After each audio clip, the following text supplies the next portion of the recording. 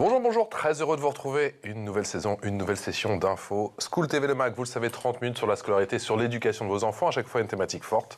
Des initiatives, qu'elles soient sur le plan local, national et même parfois international, toujours avec Alix Nguyen. Salut Alix. Salut Patrice. Voici le sommaire, c'est parti, le MAG qui vous emmène aujourd'hui dans l'univers de la procréation médicale assistée, PMA pour tous, je ne me suis pas trompé, c'est le nom d'une série documentaire qui vous fait vivre le quotidien de nombreuses personnes qui ont recours à la PMA, des familles, vous allez voir, au profil très différent, on en parle dans un instant. Quels sont les enjeux concernant la PMA depuis la loi de 2021, quels sont les angles morts aussi, comment ces femmes sont-elles accompagnées par les médecins et leur entourage surtout, sont-elles encore tentées par l'expérience à l'étranger, là aussi, on se posera toutes ces questions. Et puis la PMA est-elle vraiment pour toutes et tous? Quels sont les axes de progrès pour cette loi qui a fait, vous le savez, c'est pas un secret, couler beaucoup d'encre en France?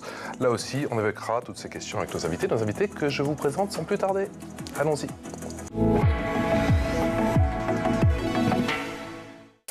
Bonjour Judicaël Perrault, comment allez-vous? Bonjour, très bien, Enchanté, merci. Merci d'être venue sur le plateau de School TV. Vous êtes donc l'heureuse réalisatrice de ce documentaire, de cette série documentaire pour être plus précis, 4 fois 30 minutes. PMA pour tous. Je me suis entraîné parce que c'est vrai que j'ai envie de dire pour toutes. Tous et créatrice et animatrice. On l'oublie pas du podcast Allumette et Tasse de thé. Tasse de thé, c'est quoi ce podcast? Il existe depuis combien de temps? Il existe depuis 1 an. C'est une série documentaire audio qui explique et redonne de la valeur aux émotions des féministes. D'accord. Et il y a combien de numéros jusqu'à présent? On peut le retrouver sur quelle plateforme? Pour l'instant, il y a 15 épisodes et c'est sur toutes les plateformes de streaming. Pour l'instant, il y a 2 épisodes. Non, en fait. 15. Il y a 15 épisodes. beaucoup de choses à dire. C'est sur Spotify, Deezer, Apple, Bon, toutes les plateformes bien connues. Et là, c'est des formats qui dit podcast, dit toujours un petit peu plus long, j'imagine.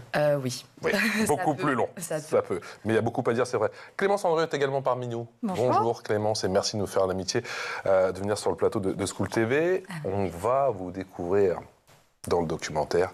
Merci d'avoir répondu à notre invitation. Vous êtes donc une maman qui a donc eu recours à la PMA. 4 fois 30 minutes, je le disais, 2 heures et des histoires fabuleuses, à l'image de la société d'aujourd'hui. Il y a des rires, pas mal d'émotions aussi. Je ne regarde personne, je ne vise personne. C'est sur la plateforme On Suzanne. Voici la bande-annonce, c'est parti.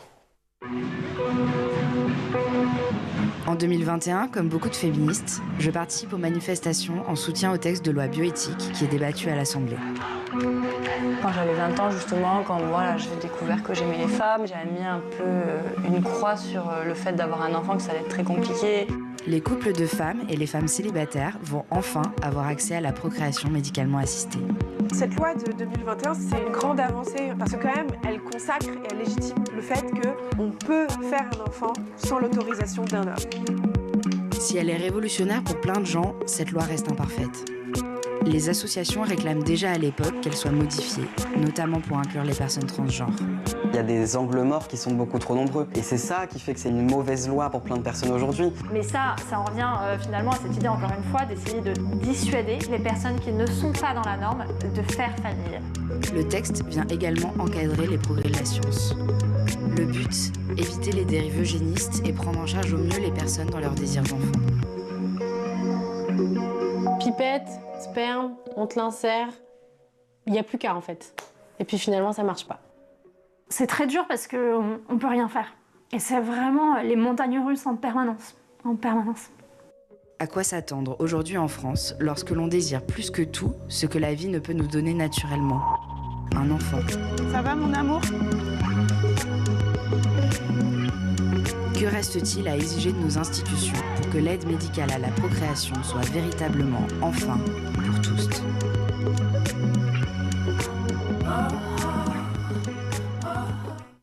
Voilà, je vous assure que c'est très intéressant, très impactant. C'est sur la plateforme On Suzanne, le premier épisode, si je ne m'abuse, est gratuit. Il faut payer pour les 3 autres. Comment est né ce documentaire?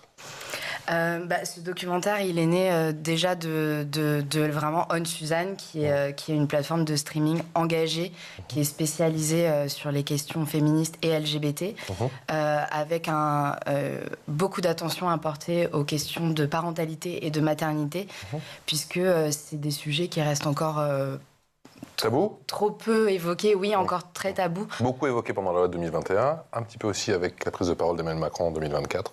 On y reviendra. Oui, mais c'est jamais de la bonne façon. En fait, on donne trop rarement la parole aux personnes concernées.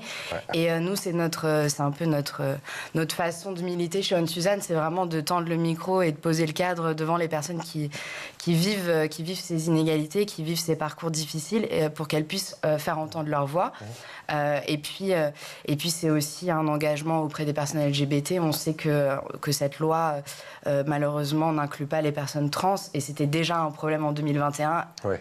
On n'a pas obtenu gain de cause dans la rue, et donc c'était important pour nous de venir faire le bilan un petit peu de cette loi, et puis de toujours demander plus d'argent dans les services publics, toujours demander plus d'autonomie des corps aussi pour les femmes. C'est bien de préciser pour les services publics, parce que c'est vrai qu'il y a eu tous ces débats, et on a beaucoup parlé de privatisation, c'est le cas dans d'autres pays. Oui, mais bon, c'est vrai que nous, on est très attachés à ce modèle de service public, et il y a encore plein de choses à faire. Et donc, c'était important pour nous de faire un bilan tout en donnant la parole aux personnes concernées. Avec des scientifiques, des médecins et des associations qui sont formidables. Qui est-ce qui vous a convaincu de témoigner? Vous avez longtemps hésité ou pas? Non. Non? Non, j'ai pas longtemps hésité parce que déjà je connaissais Anne-Suzanne et j'avais une grande confiance dans l'équipe et aussi dans leurs valeurs. Parce qu'effectivement, on a rarement la parole, nous les femmes et les couples, les familles qui vivent ce genre de situation. Et effectivement pour le sujet, parce que effectivement j'ai fait cette expérience dans ma vie et je trouvais ça hyper important de pouvoir témoigner, même si c'est pas toujours facile, c'est très émouvant, c'est très intime, mais effectivement c'est un sujet clé pour notre société et qui va en plus ne faire qu'amplifier au fur et à mesure des années et des évolutions de notre société, puisque à la fois l'infertilité est un problème intime, mais aussi de société. Et effectivement, la lutte féministe et les luttes LGBT, c'est une réalité aujourd'hui. Et il faut avancer sur ce sujet-là. Il n'y a pas de débat à avoir, en fait. L'égalité, il faut l'obtenir. Il n'y a pas d'autre sujet à avoir. Alix. Et vous, personnellement, qu'en est-il de votre cheminement? Comment est-ce que vous avez donc eu recours à la PMA? Moi, j'ai eu recours à la PMA, effectivement, pendant 4 ans, pour avoir la chance, parce que c'est une chance au final d'avoir un enfant, d'avoir eu un fils. J'ai eu recours à la PMA parce Comment il s'appelle, pardon? Il s'appelle Paul. Salut Paul. Parce que au départ, le père de mon fils a eu un cancer, donc on s'est rendu compte après les traitements qu'il était stérile. Et au fur et à mesure en fait, des examens, on s'est aussi rendu compte que moi aussi j'avais des problèmes de fertilité. Et donc le parcours a été long, très très laborieux et très éprouvant, aussi bien physiquement qu'émotionnellement, parce que comme je le dis dans le documentaire, c'est vraiment les montagnes russes, aussi bien physique que social aussi, parce que ça a aussi un fort impact professionnel. Encore aujourd'hui, j'ai l'impression que quand vous en parlez, je vous sens encore très émue. Toujours. Toujours, parce que je suis à la fois très reconnaissante d'avoir pu bénéficier de ces avancées médicales et d'avoir accès aussi aux soins grâce à la prise en charge par la sécurité sociale, etc.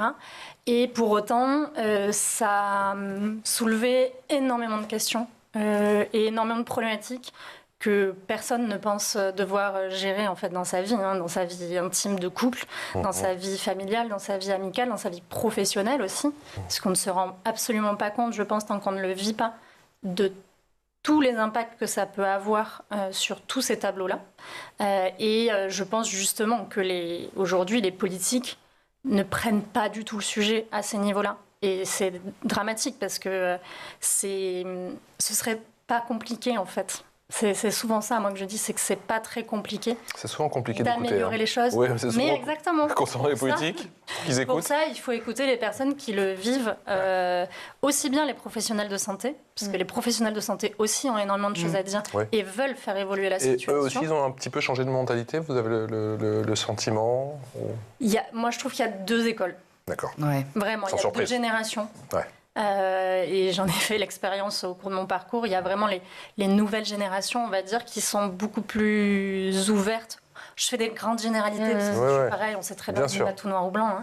Mais il y a les nouvelles générations qui sont quand même plus ouvertes, plus éduquées aussi aux violences gynécologiques, au respect de la parole et du corps des femmes, à l'implication aussi des coparents, des co-conjoints, etc. Et l'ancienne génération qui est encore, on va dire, sur laquelle il y a encore beaucoup de travail, pour rester poli. Un peu plus conservatrice pour rester poli. Alix. Non, vous avez... Oui, je veux juste rebondir là-dessus. Le docteur Kolanska, dans le documentaire, explique qu'on se rend compte petit à petit actuellement de l'impact que la psychologie, que l'état d'esprit et de stress peut avoir sur la fertilité et que ça n'a pas de sens en fait de séparer le corps biologique mécanique de l'aspect mental, psychologique et que c'est vraiment très très important de bien traiter les gens finalement, de bien les accompagner, de bien les entourer. C'est une des données, une des dimensions que vous avez découvertes justement en réalisant ce documentaire qui a tout cet environnement. Oui. Qui est très très important. Il y a bien sûr tout l'aspect scientifique et aussi l'environnement et le stress qui va avec parce que ça peut être aussi un véritable parcours du combattant. C'est souvent un parcours. Oui, absolument. Moi, j'ai été assez surprise en travaillant sur ce sujet. Je pense que je pensais naïvement que voilà, la PMA, c'était quelque chose de magique. On était capable de créer des enfants avec la science et que c'était très beau. Le bébé éprouvette. Bébé éprouvette, voilà. Ça a marché. Voilà. On appuie sur un bouton. Et en fait, on se rend compte qu'il y a énormément de facteurs qui rentrent en compte et que les médecins, les scientifiques eux-mêmes sont parfois désemparés, ne comprennent pas pourquoi ça marche pas, pourquoi ça marche. Voilà, il y a aussi la pollution, le stress, la météo, le rythme de vie, la météo. Ah oui. Qui peut impacter la fertilité et l'efficacité des traitements. Julie, quels sont les profils justement parce que j'imagine que vous avez réuni beaucoup de témoignages et peut-être pré-interviewé, je ne sais pas comment vous avez fait pas mal de profils justement avant de mettre tout ce petit monde dans ces 4 fois 30 minutes sur la plateforme On Suzanne. Qui avez-vous souhaité sélectionner? Parce que c'est vrai que moi, avant de voir le documentaire, en tout cas le début du documentaire, parce que je n'ai pas encore vu, je dis la vérité, les 4 fois 30 minutes, j'ai vu le premier épisode, on a quand même le sentiment qu'il y a des profils très différents. Oui, c'est vraiment important pour nous et pour moi aussi en tant que réalisatrice de donner la parole aux personnes qui ne l'ont pas habituellement, qui sont souvent invisibilisées dans les médias traditionnels et donc de fait dans la société en général. Donc voilà, les personnes lesbiennes en couple, les personnes hors du couple, donc on dit souvent femmes seules, mais en réalité c'est juste des femmes célibataires. Et puis les couples et les femmes qui ont traversé ce parcours-là et qui ont pu se sentir dépossédées, qui ont pu se sentir un peu roulées dessus par tous ces traitements, et aussi qui ont peut-être vécu parfois un peu d'isolement. C'était important pour moi de donner la parole aux personnes qui ne l'ont pas habituellement et en même temps d'essayer d'être un peu représentative de tous les parcours. Donc c'est impossible en fait parce qu'il y a autant de parcours que de personnes. Mais voilà, les personnes qui ont recours à un don simple, un don double, une FIV ou bien simplement une insémination artificielle. Voilà. Mais Clémence en parlait, et c'est pour ça que je vous posais la question tout à l'heure, Clémence. Pourquoi vous avez accepté? Parce qu'on sait qu'il y a encore un tabou. Il y a encore un tabou, et même du côté des personnes qui ont recours à la PMA, qui ne veulent pas forcément en parler, qui ont parfois un sentiment de honte. Est-ce que c'était votre cas à un moment ou pas du tout? Jamais. Jamais, parce que déjà, c'est pas notre faute. Tout simplement, c'est pas quelque chose qu'on a choisi, c'est pas quelque chose qu'on espérait, tout simplement. Et au contraire, moi, alors j'en ai pas fait un objet de lutte sur le moment parce que j'avais d'autres combats, mais effectivement, j'en ai toujours parlé. J'en ai toujours parlé à mes employeurs, à mon travail, à mes collègues. J'en ai toujours parlé dans ma famille. J'en ai toujours parlé à mon entourage, parce que déjà, je pense qu'il est très important de libérer la parole là-dessus et de lever ce tabou et de lever cette honte. Oui, pas seulement pour vous, mais aussi... Pas seulement pour moi, non, effectivement, pour la société tout entière. En fait, on est des milliers à passer par ces protocoles médicaux et ces expériences humaines qui sont, comme je le disais, très lourdes. Et on n'a pas à en avoir honte, en fait. On n'a pas à se cacher. Alors, c'était pas du tout une fierté, mais de pouvoir aussi en parler, ça a aussi libéré des conversations que j'aurais jamais pensé avoir. De personnes qui me disaient qu'elles ne savaient pas comment en parler autour d'elles aussi. Elles ne savaient pas comment réagir face à moi ou face à des personnes qui vivent Comment en parler et à qui en parler? Oui. Mais en fait, il suffit de parler. Moi, j'ai juste une chose, que ne donnez pas de conseils, ne dites pas et ne partagez pas de vécu. Moi, je connais telle personne, mais je te promets, Ça a marché. Et surtout, faut se détendre et tu vas voir, ça a marché. Mais en fait, ça ne fonctionne pas comme ça. Encore une fois, c'est pas une baguette magique. En plus, c'est un autre facteur pressurisant de se dire en fait, j'ai qu'à me détendre. Exactement. Et ça remet la faute du coup. Exactement. Ça remet la faute de l'infertilité ou de l'échec des PMA sur le couple et majoritairement sur la femme, ce qui n'est pas toujours le cas. Des fois, comme le disait Judicaël, des fois aujourd'hui, la science elle ne sait pas pourquoi ça fonctionne. La science aujourd'hui sur la fertilité... Science qui a fait beaucoup de progrès, mais qui a encore beaucoup de zones d'ombre, effectivement, c'est pas une science exacte. Exactement. On ne maîtrise pas tout. On maîtrise tellement de pas paramètres. tout aussi, parce que c'est pas non plus une science qui est étudiée depuis très longtemps. Il faut dire aussi la réalité. La fertilité, ça intéresse vraiment les scientifiques depuis peu de temps. N'oublions pas qu'on ne connaît vraiment la forme du clitoris que depuis quelques années. Donc la fertilité féminine, c'était pas un sujet pour la science jusqu'à peu. Donc maintenant, ça commence à être un vrai sujet, mais effectivement, il y a encore beaucoup de choses à découvrir. Et vous, personnellement, où est-ce que vous avez trouvé vos réponses ou même du réconfort quand vous en aviez besoin ?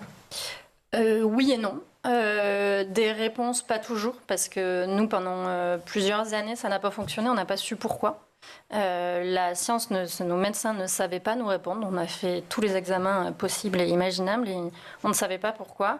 Et justement, on nous avait même dit que c'était notre dernier, mon fils qui est avec moi aujourd'hui, c'était notre dernier embryon. C'est un peu comment on dit, un bébé presque miracle. J'aime pas trop ce terme pour pas lui mettre la pression, mais un peu, un Paul. C'était vraiment notre dernière chance avant justement de passer au don, voire au double don. Et donc voilà, ça a marché et on ne sait pas pourquoi, on le saura peut-être jamais. Au final. Ils vous ont dit quoi les médecins ? Même eux, c'était un peu. Ouais, ma gynécologue, elle était surprise. Elle était surprise parce que effectivement jusque-là on n'avait eu que des échecs et donc voilà, et à la fois c'est aussi la beauté de la vie de pas savoir aussi, d'avoir cette part de mystère et c'est aussi à la fois extrêmement stressant parce que du coup pourquoi ça a marché, pourquoi ça n'a pas marché. Si on veut recommencer, qu'est-ce qui va se passer ? Est-ce que ça va être toujours aussi difficile ? Est-ce que après une grossesse, le corps aussi de la femme évolue ? Donc, est-ce que ce sera plus facile ? Et du coup, ça met énormément d'inconnus. Donc, c'est très stressant. Clémence Andrieux qui a donc témoigné dans ce très beau documentaire, dans ces 4 fois 30 minutes, signé Judicaël Perrault. Il y a une autre personne, il y a bien d'autres témoignages, à commencer par celui de Judith Duportail. Ça donne ça. Pour moi, c'est important de séparer l'amour romantique du couple parce que c'est immense en fait. Le fait de pouvoir séparer les deux, ça fait que notre vie et notre aspiration à devenir mère, elle ne dépend plus de l'arbitraire d'une rencontre, de la chance de tomber sur un mec bien, un mec sympa. En tout cas, dans mon cas, moi qui étais hétéro et qui aurait bien aimé faire un enfant avec un homme, voilà, ce mec-là, on ne s'est pas rencontrés dans les temps. Et du coup, il y a quelques années, ça aurait voulu dire que non, tant pis, ça voulait dire que quelque part, je ne méritais pas d'accéder à mon rêve de maternité. C'est la première fois que je vais me faire une piqueuse toute seule. 1, 2, 3. Et aujourd'hui, même si tu n'es pas validée, entre guillemets, par un homme, tu as le droit d'être mère. Et ça, c'est... quand j'y pense, ça me fait chaud dans le ventre. On a beaucoup de chance d'avoir connu ça. Et c'est immense, en fait. C'est immense.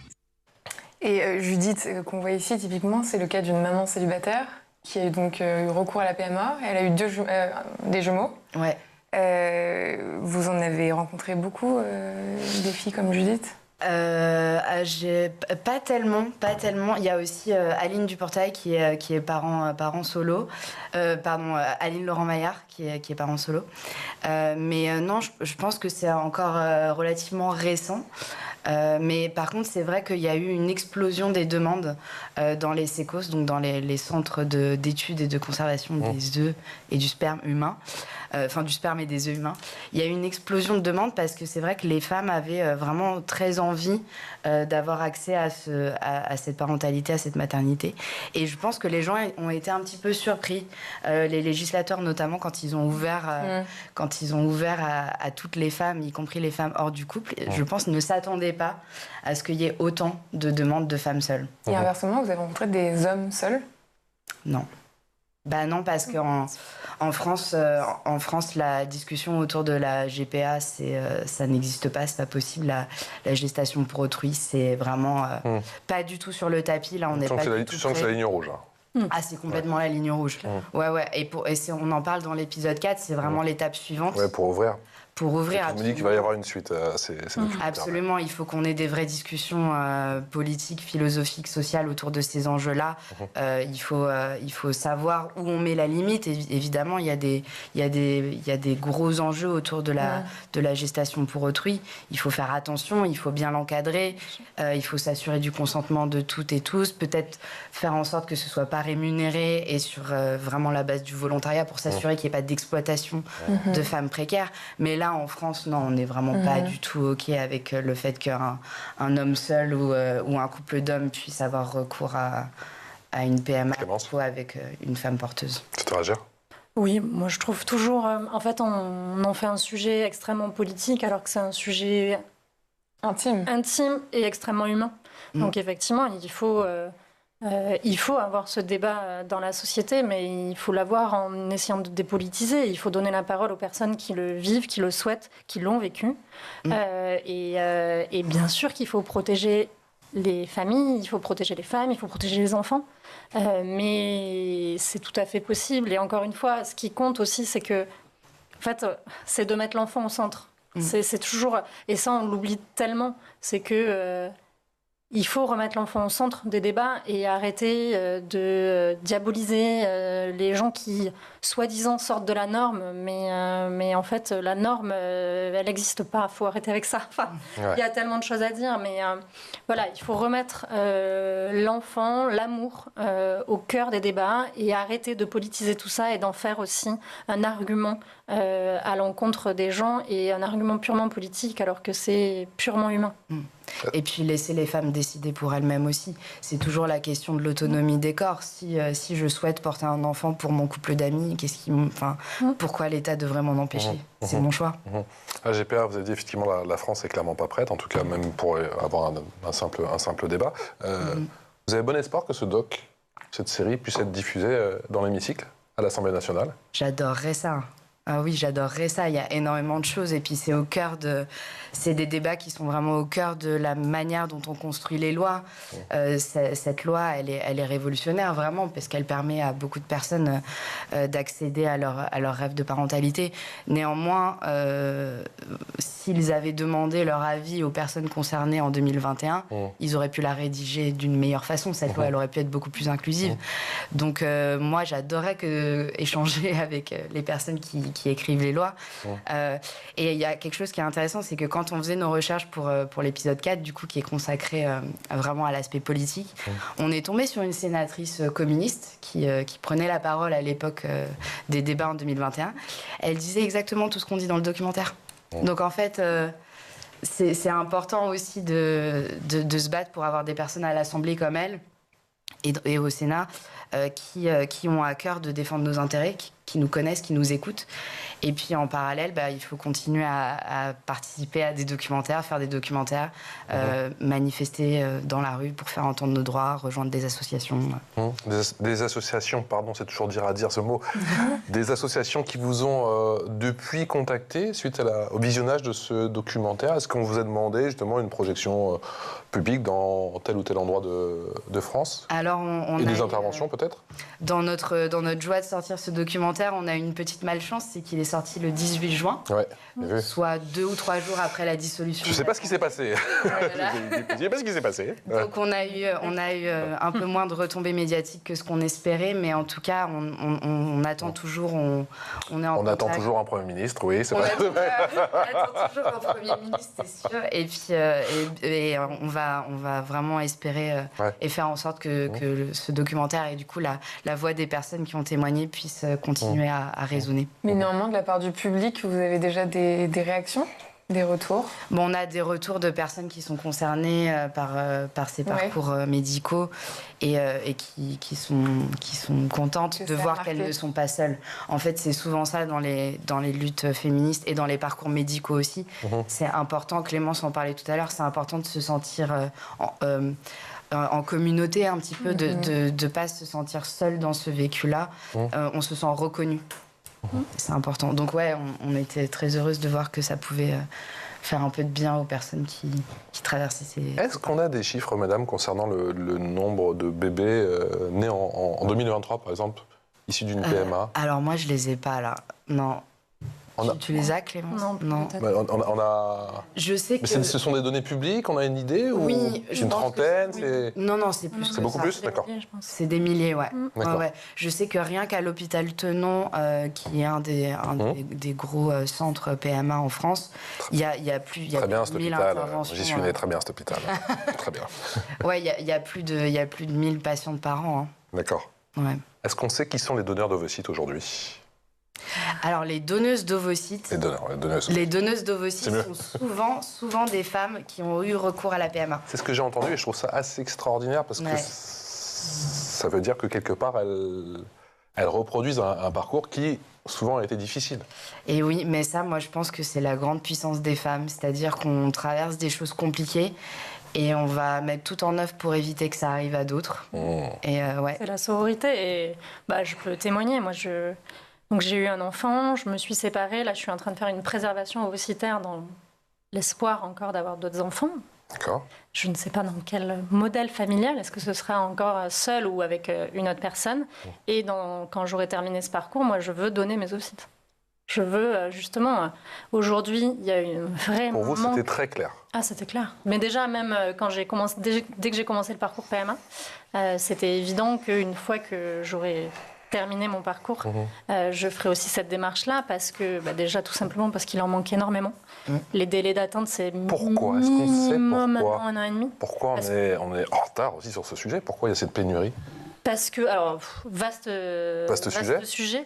Déjà parce qu'on en parle très peu. Donc très peu de personnes en fait sont au courant qu'il existe. Elles sont sensibilisées du coup. Au sujet. Il faut faire une grande campagne d'information et d'appel aux dons et ça coûte de l'argent et l'État a d'autres priorités. Il y a eu des débuts justement suite à... L'État dit qu'il n'y a pas assez d'enfants pendant que vous coupez, donc dans le même temps... Voilà. Non mais... Mais c'est toujours pareil.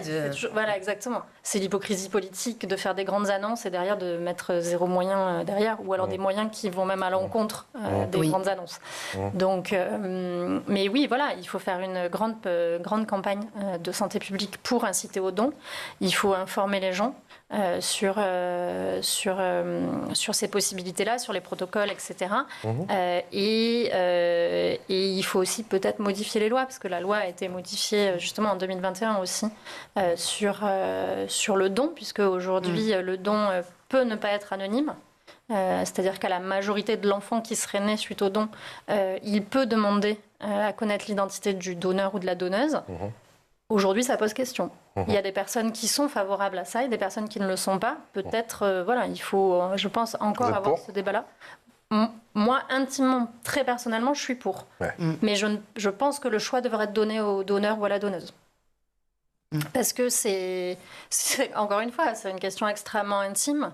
Et il y a beaucoup de personnes qui, encore aujourd'hui, seraient favorables à faire un don, mais qui souhaitent que ce soit un don. Pur et donc ne souhaitent pas être potentiellement recontactés. Et à l'inverse, il y a d'autres questions qui peuvent être soulevées. C'est qu'en France, on n'a pas le droit de faire de dons visés. Là aussi, parce qu'on a peur de la GPA. Un don visé, c'est-à-dire que je donne mes ovocytes uniquement pour cette personne. Parce qu'on a peur que les femmes soient manipulées. Voilà. Et donc, peut-être que ça peut en freiner certaines. Il y a aussi d'autres questions dont on pourrait débattre, notamment en Espagne, par exemple, les donneuses sont rémunérées, ce qui soulève aussi d'autres questions. Mais pourquoi pas, finalement? On pourrait en discuter, peut-être que ça serait une solution. Il y a aussi beaucoup de questions, pardon, de vous couper du Portugal, où visiblement c'est quand même plus facile là-bas, de procéder à la PMA. Et vous avez rencontré des femmes, justement, qui tentent l'aventure à l'étranger? Oui, ça arrive encore, notamment pour des questions de délai d'attente. Ouais. Mais bon, ça pose vraiment question parce que c'est une question aussi de privilèges économiques. Finalement, tout le monde n'a pas les moyens. moyens. Le délai d'attente pendant de vous couper, je pense aux personnes racisées qui attendent encore plus. Oui, ça c'est un vrai problème. Il y a plus de, enfin, il y a encore une plus grande pénurie pour des gamètes issus de donneurs et de donneuses racisés. Et puis, on n'explique pas forcément aussi aux personnes qu'elles ont le choix. Par exemple, un couple racisé aurait absolument le droit d'avoir recours à un don issu d'une personne blanche. Mais faut-il bien expliquer ça dans les sécos, parce que rien ne force les personnes à avoir recours à des gamètes qui correspondent à leur morphotype. C'est pas obligatoire, encore heureux. Mais voilà, il faudrait que ce soit bien clair dans tous les sécos. Et ça aussi, c'est un problème national, c'est qu'on n'a pas uniformisé les pratiques sur tout le territoire. Et donc, il y a des problèmes d'accessibilité en fonction de là où on habite. Il y a encore de grosses inégalités. Le sujet est passionnant. C'est comme d'habitude avec Alix. On n'a que 30 minutes et les 30 minutes se sont déjà écoulées. Merci infiniment, mesdames. Merci d'être venues nous voir. Merci à vous, Clémence Andrieux, donc maman qui a eu recours à une PMA, et donc Judy Kiel-Perrault, qui est réalisatrice du documentaire PMA pour tous. Je ne me suis pas trompé, et créatrice et animatrice du podcast Allumette et Tasse de thé, disponible sur toutes les plateformes que vous connaissez. Passez une excellente journée. Merci d'être venu nous voir sur le plateau de Scoop TV Le Mag. Je parle super vite. On est en retard. À demain.